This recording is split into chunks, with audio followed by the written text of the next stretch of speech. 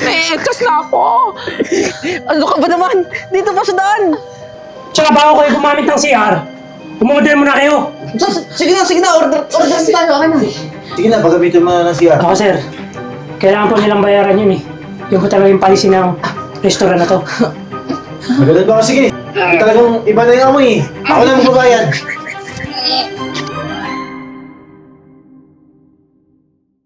Diyos ko naman, lasing na lasing tayo kagabi. Masyado na parami yung kain ko ng pulutan. Alam mo yun, kagabi pa lang parang humihilab na yung tiyan ko. Tingnan. Paano hindi ka magkakaganyan? Mas marami ka pa kinain ng pulutan kaysa mag-inom. Eh, alam mo naman, di ba, hindi ako gaanang umiinom. Kaya bumanat ako sa pulutan. Eh, baka mamaya may sirap pala yun. Etong tiyan ko, kanina pa ito naghihilab. Ang sakit. Parang nai-exhaust na ako. Ano ka ba naman? Dito pa sa daan. Buti na lang may saktong malapit na restaurant doon. Tara, punta natin. Dito ka pa abutin eh. Uy, tara na, baka mamaya dito pa ako Tara, kaya pala ng amoy eh. Yes po, ma'am. Yes po. Kailan po, ma'am? Ay, ako yan. Ito ko naman sa akin kung saan yung banyo. Kanina pa kasi ako, adjust na kasi ako. Asan po ba yung banyo nyo dito? Yan talaga yung pinunta nyo dito, ma'am? Magbanyo lang? Bah, maling restaurant na tayo yung pinunta nyo dito. Ang daming banyo sa labas. Doon ka na lang magdumi. Kuya, pwede po ba mamaya na po kayo magalit? Pagbanyuhin niyo po muna ako. Huwag kayong mag-alala. Order ako, pero please, pagamitin mo muna ako. Oo nga naman, pare. Pagamitin. Nangangamoy na ang baho na eh. Hindi nga pwede, di ba? Paano yung trabaho ko? Kabilin-bili na ng imam na bawal ang paggamit ng CR. Tsaka bago kayo gumamit ng CR, umorder mo na kayo. Sige na. Order tayo. Akin na.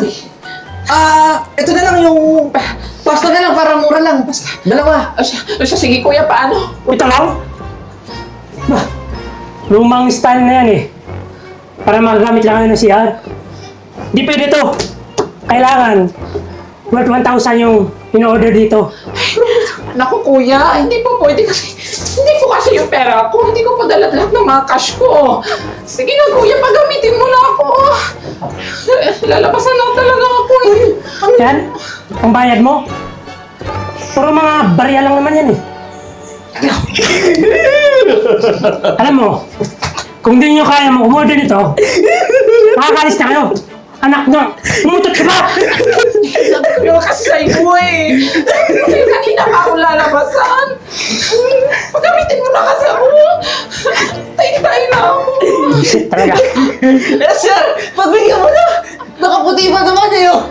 May Bayaran nyo na to para matapos yung problema niya. Wala ako ba? Sa'yo na lahat yan. Ano to? Ano lang to eh? Alam mo, palisin mo na yung kasama mo. Baka magkarakterin dito. Kung pinapashare mo na kasi sir, edi sana wala nang problema. Excuse me. Meron ba ditong bakanteng table? Meron po, sir.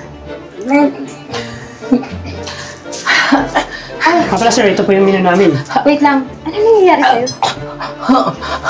Ma'am, kanina pa po kasi ako manganganak. Ikaw, pwede ba? Nakaka-istorbo kayo eh. Wait lang. Baka pa nasisigan. Parang customer lang din naman yung mga yan ah.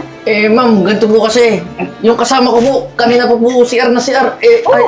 Ayaw po paggamit hanggat hindi kami nakaka-order ng worth 1K. Teka lang. Kaya pala medyo may kakaibang amoy dito sa restaurant nyo.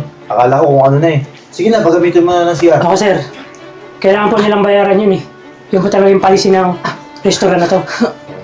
Magalan ba ka? Sige na, para matapos na to. At talagang hayaan mo dyan matuluyan yung tao yan. Talagang iba na yung amoy eh. Ako na magbabayad. Wag naman yun. Policy na yun. Sige na. Sige na. Pwede mo na sa banyo kami na balang bayad. Sige na. Sige na. At talagang iba na yung amoy. Sige na. Patok na yan dyan! Sige na, ganito ka maglakad. Sige na. Kasi may ano ka na. Sige na. Sabi kasi niya, mami. Sige na nga. Kami na magbabayad. Salamat po. Tapos, Hoy, ikaw ah. Pag dumating na yung kasama mo, Palabasin mo na. Nakastorbo kayo sa mga customer. Uy, bantay mo yung kasama mo ah. Hanggang 2 minutes lang pwedeng gumamit ng CR. Grabe naman sa restaurant na to eh. Natural, mamaya naman to. Eh, teka lang. Magkano ba dagdag pag lumagpas ng 2 minutes? 500 per second. Sige na. Babayaran ko na lang para maging maayos lang pag-CR ng kasama ko. Siguraduhin nyo lang makakabayad kayo. Talagang babantayin ko yung kasama mo. Bibilangin ko ng oras yan. Sige na, walang problema.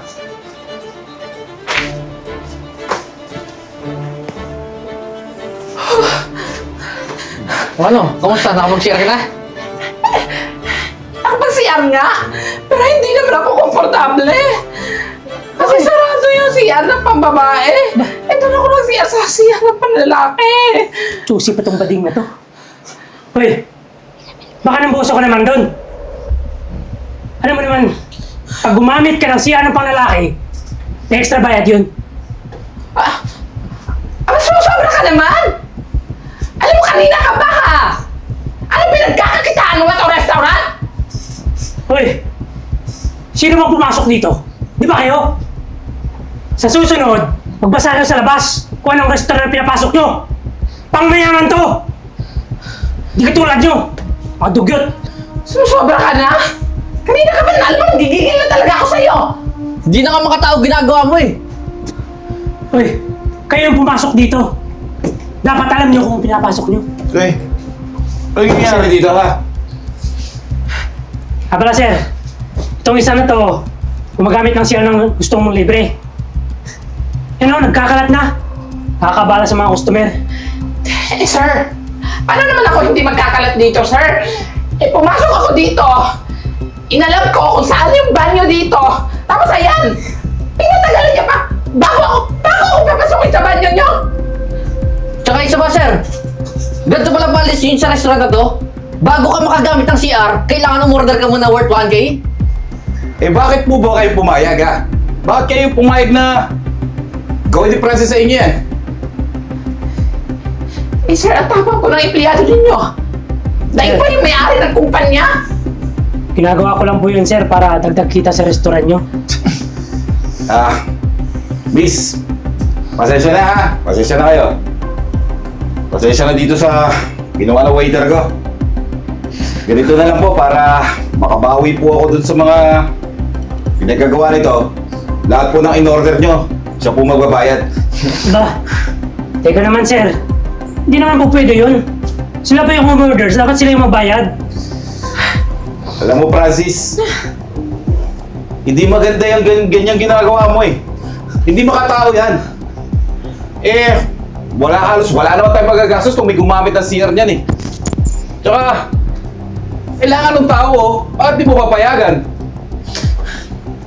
Alam mo, pasalamat ka! Hindi ako nakunan! Kasi pag nakunan ako, nawala tong dinadala ko, hindi lang yun yung aabutin mo sa akin. Papadiwanda pa kita, papakulong kita. Teka lang. Nagdadalang HS ka lang naman, di ba? Ay, sorry. Sige ma'am, upo na lang po kayo sa table at ipapaserve namin lahat ng in-order nyo. Kaya mag-alala, wala po kayong babayaran. At again, pasensya na po sa ginawa nitong waiter ko. Alam mo, sir, hindi matatapos tong araw na to na hindi maturuan ng leksyon ang lalaking yan. Gusto ko, sir, tanggalin mo yan sa trabaho. Oo nga, sir. Baka naman kasi may iba pang mabiktima yan eh. Ako ma'am, pasensya na po talaga kayo. Kailangan ko sa trabaho eh. May pamilya pa akong binubuhay. Eh di sana, inisip mo yan bago ka gumawa ng katarantaduhan. Mas mabuti pa, tawagin mo ibang waiter at para asikasuhin sila. Kunin mo na yung mga gamit mo at makakauwi ka na. Kung mag-alala, bibigay ko pa rin yung huling sahod mo. Sige na! Tapang-tapang mo. Ma'am, sige po. Maupo na po kayo at papaserve ko po yung lahat ng pagkain na in-order. Salamat po. Salamat, sir.